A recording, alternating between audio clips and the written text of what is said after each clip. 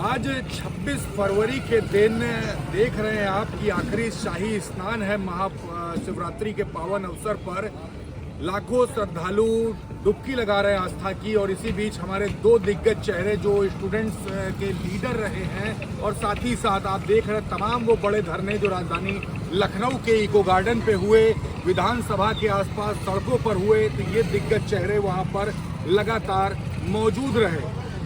रजत है हमारे साथ और विवेक द्विवेदी 69,000 शिक्षक भर्ती और डीएलएड को लेकर के जो भी धरना प्रदर्शन हुआ, दोनों ने आज आस्था की डुबकी लगाई है महाशिवरात्रि के पर्व पर। हम चर्चा करेंगे जो ये पूरा जो यहाँ पर जो कार्यक्रम हुआ इसको लेकर के क्या कुछ सोचना है, और जो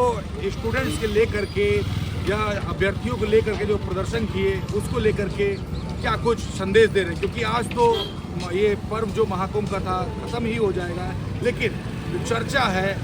रोजगार की वो लगातार जारी रहेगी। इस तरीके का माहौल लगातार बना रहता है। रजत जी, स्वागत है आपका। बहुत बहुत धन्यवाद आपका। विवेक जी, आपका भी बहुत बहुत धन्यवाद क्षितिज जी, आपके चैनल 4PM का और आपका भी, इसी तरह आपका चैनल और आप नहीं सुनते रहेंगे। आज तो डुबकी लगा लिया आप लोगों ने।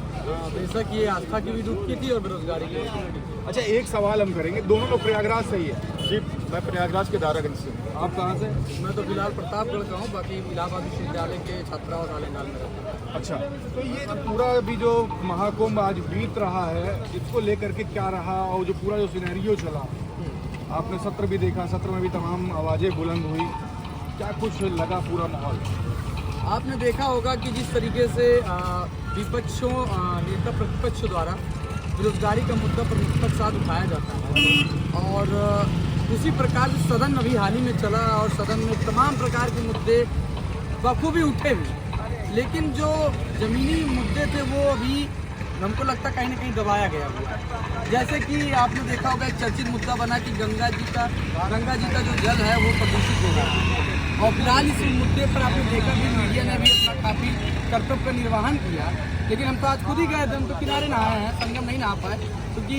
जिस तरीके से आपने देखा होगा कि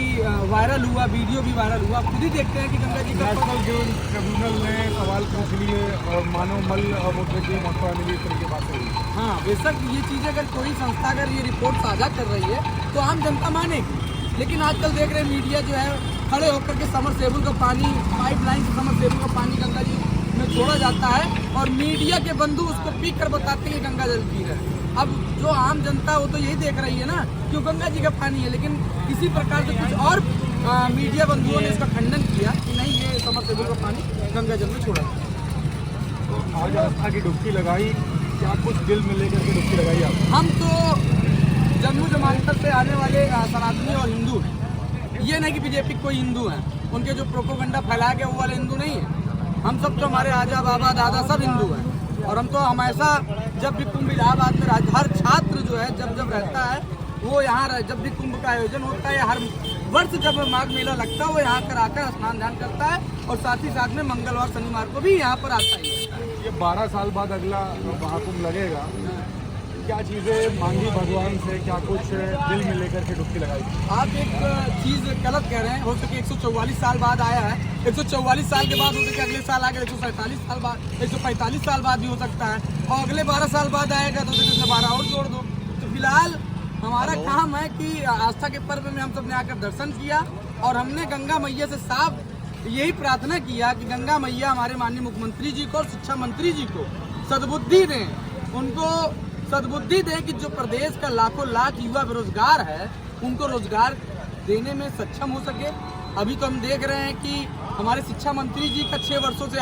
डाटा आंकड़ा ही नहीं सही हो पा रहा है। अभी फिर विधानसभा में विपक्ष के विधायकों ने उठाया बेरोजगारी का मुद्दा, नई प्राथमिक शिक्षक भर्ती का मुद्दा उठाया,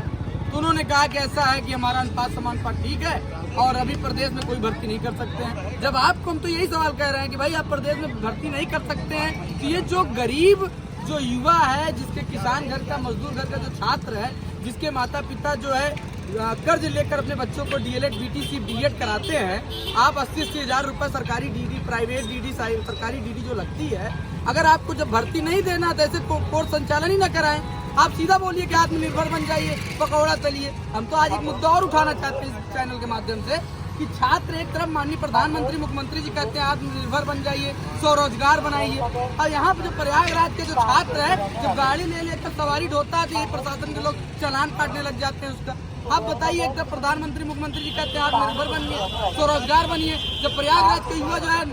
लाखों सालों से यहीं पड़ा हुआ है, नौकरी नहीं पा रहा, तो सोचता है कि भाई महाकुंभ है, महाकुंभ में सवारियों को छोड़कर 2-4 पैसा कमा ले रहा है, तो उसमें भी नाराजगी है प्रशासन के लोगों को, सरकार के लोगों को, उनकी गाड़ियों का चालान कर दिया जा रहा है। अब आप बताइए, जब मेले में बिकने वाली चाय 10 रुपए की जगह 20 रुपए, 5 रुपए की चाय 20 रुपए में हो सकती है, जहाँ कचौड़ी की दुकान सरकार और कुंभ मेला वाले 90 लाख रुपए में उठा रहे हैं, वहीं अगर एक युवा बेरोजगार व्यक्ति 200-300 रुपया लेकर स्टेशन छोड़ दे रहा है, जो व्यक्ति पैदल जा रहा, सरकार तो व्यवस्था कर नहीं पा रही है। पीपा पुल से आपने देखा कितनी भगदड़ होती थी, भीड़ होती है, पैदल बेचारे 10-10 किलोमीटर 20-20 किलोमीटर लोग जा रहे हैं। आज वहाँ 2 व्हीलर वाले बेचारे सवारियों को छोड़ रहे हैं, यहाँ का छात्र छोड़ रहा है, तो उसमें भी दिक्कत है। एक तरफ आप निर्भर भी बनने नहीं देते हैं, अभी हम कहते हैं पकौड़ा तलेंगे, यही कुंभ मेला में अगर ठगिया लगाने कह दें तो अभी आ जाएंगे प्रशासन के लोग हटाने के लिए। तो भैया, ना आप आत्मनिर्भर बन सकते हैं, ना आप नौकरी मांग सकते हैं। नौकरी मांगेंगे तो मुकदमा हो जाएगा। तो इसलिए सरकार को चाहिए, जिस आस्था के साथ इन्होंने इतने बड़े बजट के साथ ये महाकुंभ का पर्व इन्होंने करवाया,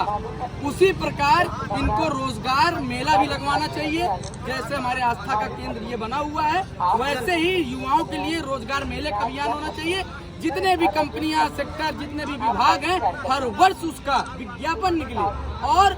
युवाओं को रोजगार मिले, क्योंकि युवा का जो इलाहाबाद का युवा है, यहाँ इलाहाबाद का युवा नहीं है, ये यूपी के 75 जिलों से बेचारा घर से पगडंडियों से, गांव की पगडंडियों से निकला हुआ युवा होता, जो यहाँ मेहनत करके तैयारी करके एक टाइम दाल चावल खाता, सुबह शाम को सब्जी रोटी 10 रुपए की सब्जी खरीद के लाता खाता है, तो ये सोच के यहाँ खाता है कि भाई नौकरी मिल जाएगी, उसके आने वाली नस्लें, उसके आने वाले वंशज, जो वंश है वो कम से कम ठीक से जीवन यापन करे। लेकिन ये स्थितियां हैं। बाकी हम तो कुंभ बना के आए हैं, गंगा मैया से भी प्रार्थना कर लिए हैं, हमारा ये 11वां स्नान था, अमृत स्नान था, हो सके हमारी मन की मुराद पूरी हो जाए, माननीय मुख्यमंत्री जी की सद्बुद्धि मिले। आपने ये बड़ा संघर्ष किया, टंकी पे बहुत बैठे रहे, उसके बाद रिजल्ट क्या मिला ये जग जाहिर है। और